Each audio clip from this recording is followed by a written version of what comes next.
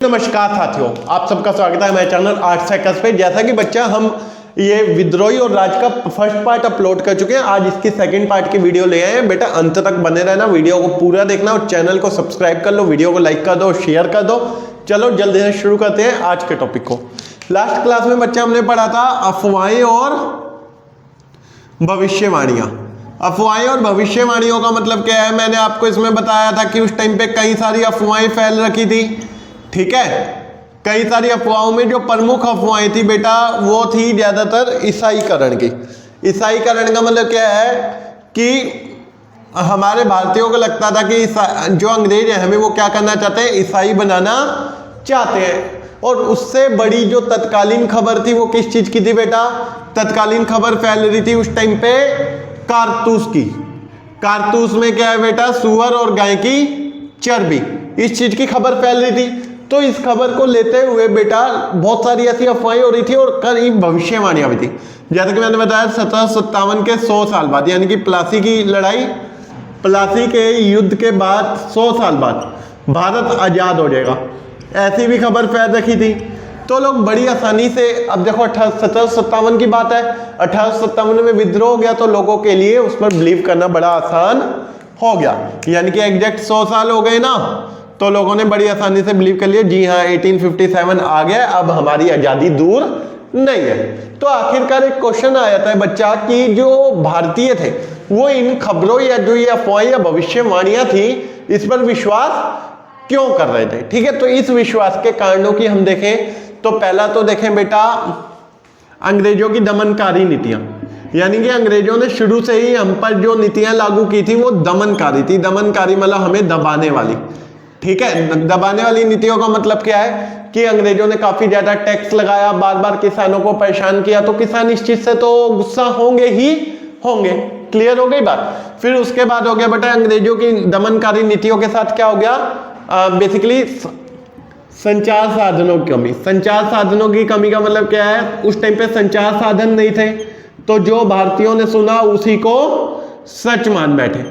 ठीक है, फिर उसके बाद क्या आ जाएगा बेटा, अंग्रेजों पर अविश्वास।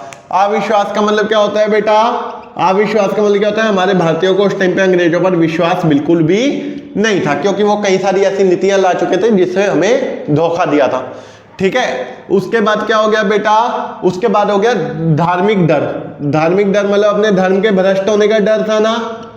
और उसके साथ बेटा मैं एक दो पॉलिसीज का भी बता देता हूं, जैसे कि 1829 में विलियम बेंटिक, कौन, विलियम बेंटिक एक लॉ ले आए, जिस लॉ के तहत क्या था जी, सती प्रथा बैन हो गया, सती प्रथा और बाल विवाह बैन हो गया। ठीक है, तो अब हिंदुओं को लगने लगा, बेसिकली भारतीयों को लगने लगा कि ये क्या करना चाहते हैं, हमारे मामलों में इंटरफेयर करना चाहते हैं और अपनी पॉलिसीज लाना चाहते हैं। और इसी के साथ बेटा एक सबसे बड़ा खतरा मंडरा रहा था, वो अंग्रेजी शिक्षा का था। अंग्रेजी शिक्षा के चलते बेटा हमारे जो भारतीय परंपराएं चलती आ रही थी, हमारे जो गुरुकुल चलते आ रहे थे, हमारी जो शिक्षा पद्धति चलती आ रही थी वो नष्ट होती आ रही थी। तो लोगों के मन में डर बिठा दिया गया था क्या, कि आखिरकार अंग्रेज ये सारी पॉलिसीज ला कर ही क्या करना चाहते हैं, इन्हीं सारी पॉलिसीज के तहत तुम्हारे पूरे जो कॉन्सेप्ट चल रहा है, तुम्हारा जो पूरा एक मामला चल रहा है उसे क्या कर देंगे, खत्म कर देंगे। क्लियर हो गई बात। तो इन सब कारणों से लोग क्या कर लेते थे, बड़ी आसानी से भविष्यवाणियों पर भरोसा कर लेते थे या अफवाहों पर भरोसा कर लेते थे। इसका अगला कदम जो आ गया बेटा, एक बड़ा ही खतरनाक संधि का आना था। क्या था, एक संधि, आपने नाम सुना, सहायक संधि। अच्छा, शब्द से क्या समझ आ रहा है बेटा, इसमें शब्द से समझ क्या आ रहा है, सहायक। सहायक मतलब हेल्पफुल होगी, ठीक है, यानी कि हमारे भारतीयों के लिए मददगार होगी। लेकिन ये संधि भारतीयों के लिए क्या बन गई बेटा, श्राप बन गई। क्या बन गई, श्राप। अब कैसे बेटा, तो सबसे पहले मैं आपको बताऊं जो ये संधि है बेटा वो लॉर्ड वेलेस्ली, किसके, लॉर्ड वेलेस्ली के नेतृत्व में भारत पर थोपी गई। ठीक है, और कब, 1798 में।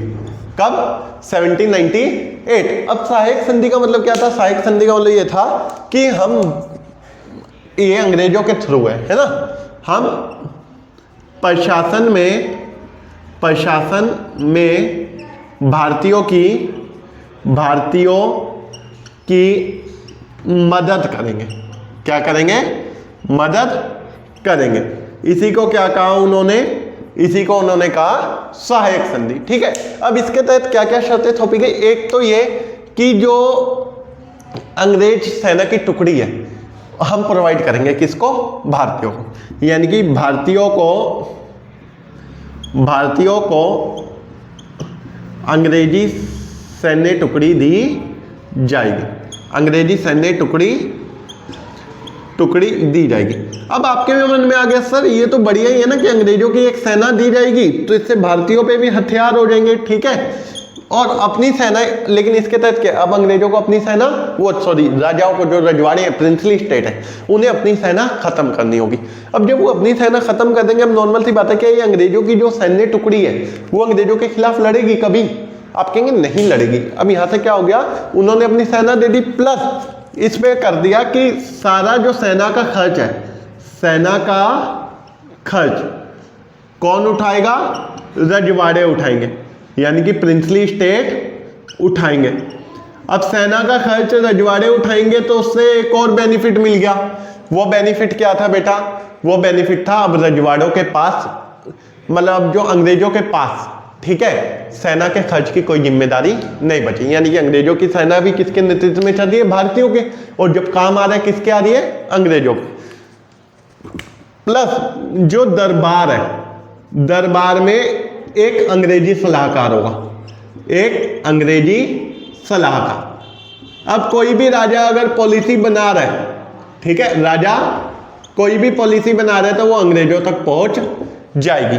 और उसके बाद कोई भी आम मतलब जो रजवाड़े हैं, जो राजा हैं, वो किसी और से युद्ध करने से पहले अंग्रेजों से परमिशन लेंगे, यानी कि पूरे तरीके से इस संधि के तहत क्या कर लिया, अंग्रेजों ने भारतीयों को कंट्रोल कर लिया। और इसी के तहत एक जो सबसे इंपॉर्टेंट रियासत थी अवध, कौन सी बच्चा, अवध, अवध को हड़प लिया। अवध में इन्होंने 1801 में सहायक संधि थोप दी। क्या थोप दी बच्चा, सहायक संधि थोप दी। अब जब उन्होंने 1801 में, मैं ये वाला मिटा देता हूं बेटा थोड़ा सा, ये वाला, जब 1801 में उन्होंने अवध में सहायक संधि थोप दी, तो सहायक संधि थोपने के बाद क्या हुआ बेटा, अब इधर से 1851 में, 1851 यानी कि 1851, ठीक है, 1851 में बच्चा एक पर्सन आते हैं, कौन, लॉर्ड डलहौजी। कौन, लॉर्ड डलहौजी, याद रखना नाम, लॉर्ड डलहौजी। लॉर्ड डलहौजी ने 1851 में क्या किया कि ये चेरी फल, ये चेरी फल एक दिन हमारे ही मुंह में आकर गिरेगा, हमारे ही मुंह में आकर गिरेगा। इसका कहने का मतलब क्या है कि ये चेरी फल, मतलब कि इन्होंने चेरी फल कहा है किसको, अवध को। अब अवध उस टाइम पे काफी इंपॉर्टेंट माना जाता था। इंपॉर्टेंट क्यों बेटा, इंपॉर्टेंट होने का रीजन था, पहला तो था उधर कपास और नील की खेती अच्छी होती थी, कपास और नील की खेती, ठीक है। और दूसरा इंपॉर्टेंट मानने का कारण क्या था बेटा, इसे दूसरा कारण था यहाँ से इंपॉर्टेंट मानने का, अवध को ही बंगाल आर्मी की पौधशाला कहा जाता था। बंगाल आर्मी की पौधशाला, यानी कि बंगाल आर्मी में जितने भी सिपाही आते थे उसमें सबसे ज्यादा सिपाही कहाँ से आते थे, अवध से। और टैक्स कलेक्शन भी काफी अच्छा खासा अवध से होता था, इसलिए अवध एक महत्वपूर्ण रियासत थी, ठीक है। अवध क्या थी, एक महत्वपूर्ण रियासत थी जिसे अंग्रेज हड़पना चाहते थे। तभी लॉर्ड डलहौजी ने क्या कहा, ये चेरी फल एक दिन आकर हमारे ही मुंह में गिरेगा। चेरी फल मतलब एक स्वादिष्ट फल को शो करते हुए कहा, ठीक है। अब उसके बाद बेटा 1856 में इन्होंने कानूनी रूप से, यानी कि औपचारिक रूप से, फॉर्मेलिटी से अवध को अपने में मिला लिया। और वहां के जो राजा थे नवाब वाजिद अली, क्या नाम था, नवाब वाजिद अली। नवाब वाजिद अली को क्या किया बेटा, वहां से बंगाल भेज दिया, ये आरोप लगाते हुए कि वो वहां पे लोकप्रिय नहीं है। अरे ये जनता डिसाइड करेगी, अंग्रेज डिसाइड करेंगे? अंग्रेजों ने अपने मन से डिसाइड कर दिया, लेकिन नवाब वाजिद अली काफी अच्छे राजा थे, काफी लोकप्रिय थे, तो लोगों के मन में एक बहुत बड़ा दुख था उस चीज को लेकर, और ऐसा लग रहा था जैसे कि कोई काया वीरान सी पड़ी है। काया वीरान होने का मतलब समझ रहे हो ना, जिसमें जान नहीं है। ठीक है, कई लेखकों ने तो यहां तक कह दिया कि देह से जान जा चुकी है। देह से जान जा चुकी है का मतलब समझते हो ना, यानी कि शरीर से जान निकल चुकी है। कई सारे बड़े लेखकों ने ये कहा। ठीक है, यानी कि नवाब वाजिद अली का जाना ऐसा था जैसे कि अवध के प्राण ही निकल गए हो। क्लियर हो गई बात बच्चा? ठीक है, वेरी गुड।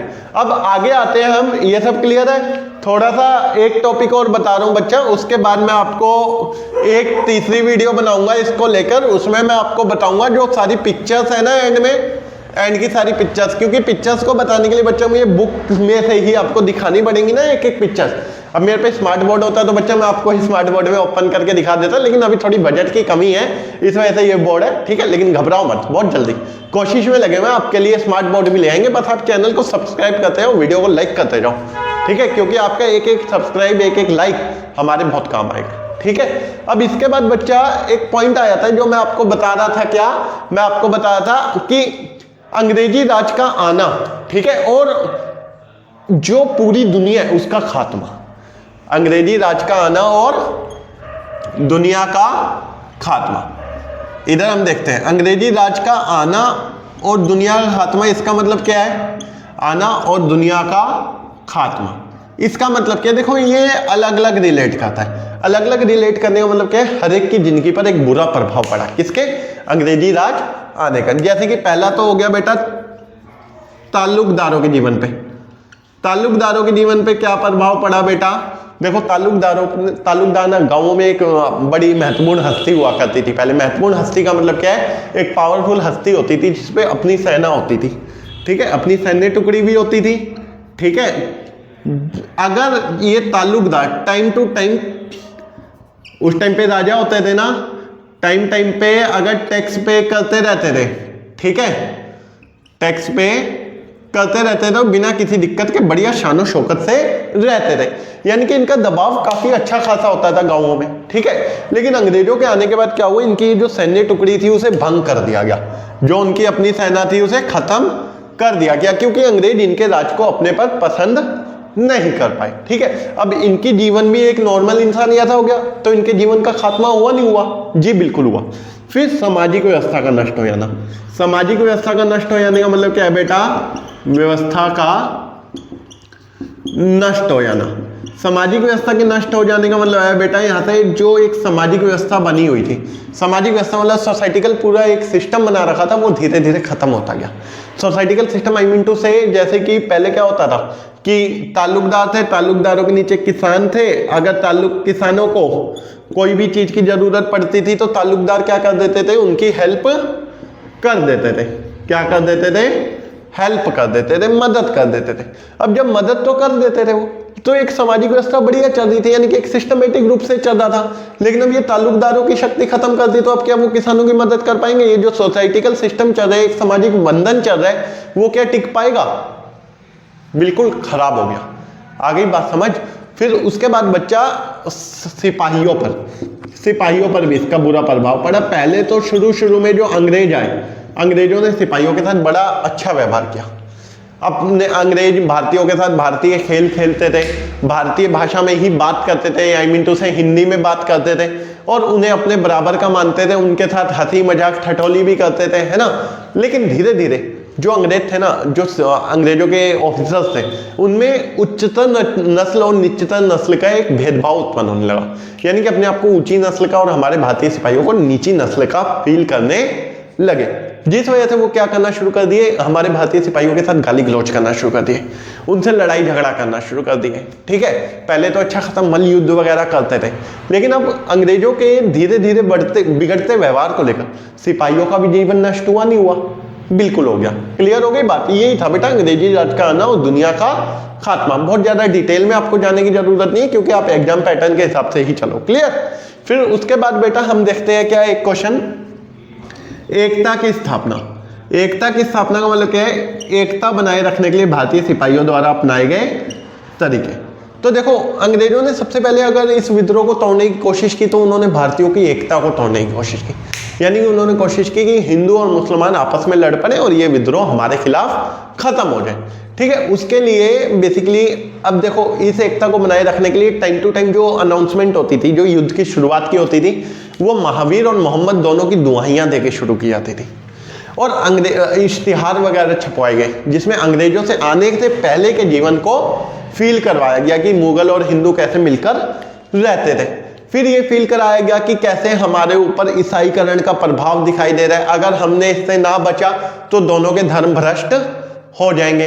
ठीक है। फिर उसके बाद बच्चा ये फील कराया गया कि बेसिकली अगर हम आपस में लड़ दिए तो अंग्रेजों का फायदा हो जाएगा। ठीक है। और अंग्रेजों ने तो बरेली में बेटा 50,000 रुपए खर्च कर दिए थे हिंदू और मुसलमानों में लड़ाई कराने के लिए। उस टाइम पे 50,000 की वैल्यू हुआ करती होगी, है ना, लेकिन भारतीय हिंदू और मुसलमानों में लड़ाई वो नहीं करा पाए। यानी एकता की स्थापना के लिए जितनी भी अनाउंसमेंट वगैरह हुई वो हिंदू और मुसलमान दोनों के नामों पर हुई, जिसमें दोनों का नाम दिखाई दिया, जिससे दोनों सेटिस्फाइड रहे। क्लियर हो गई बात। इसका बेटा अब पिक्चर्स का किस्सा रह गया। पिक्चर्स मैंने आपको बता दिया, मैं एनसीईआरटी में से एक अलग से वीडियो बनाऊंगा।